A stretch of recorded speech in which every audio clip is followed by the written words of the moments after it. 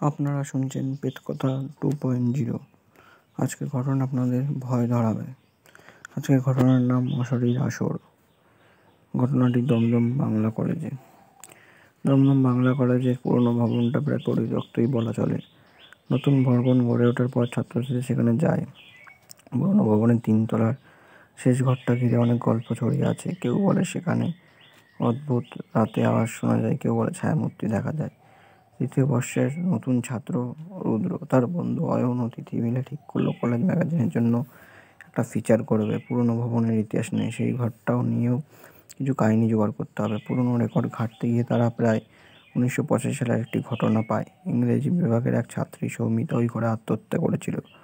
তদন্তের রিপোর্টে কিছু স্পষ্ট নয়, শুধু লেখা ছিল প্রেম ঘটিত বিষণ্ণতা। রুদ্র এসব বিশ্বাস করতো না। তার মতে অতিপ্রাকৃত বলে কিছু হয় না, সব গুজব। এক সন্ধ্যায় তারা 3 জনে ওই ঘরের সামনে গিয়ে দাঁড়ালো। দরজাটা বন্ধ ছিল, কিন্তু তালাটা ছিল আধ ভাঙা।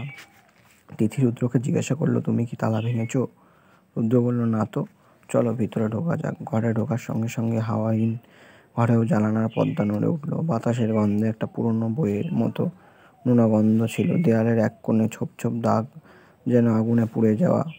তারা ঘুরে ঘুরে ছবি তুলছিল। হঠাৎ তিথি ফিসফিস করে বলল, তোমরা শুনলে?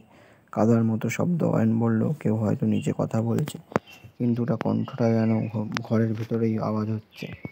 আজকের ঘটনাটি এখানে শেষ করলাম। তোমাদের যদি ভালো লাগে তো কমেন্টে জানাবে। নতুন হয়ে থাকো আমার চ্যানেলটি সাবস্ক্রাইব করে নেবে। পরে এমন আরও রহস্যময় গল্প এবং ভূতের গল্প দেওয়ার জন্য ধন্যবাদ।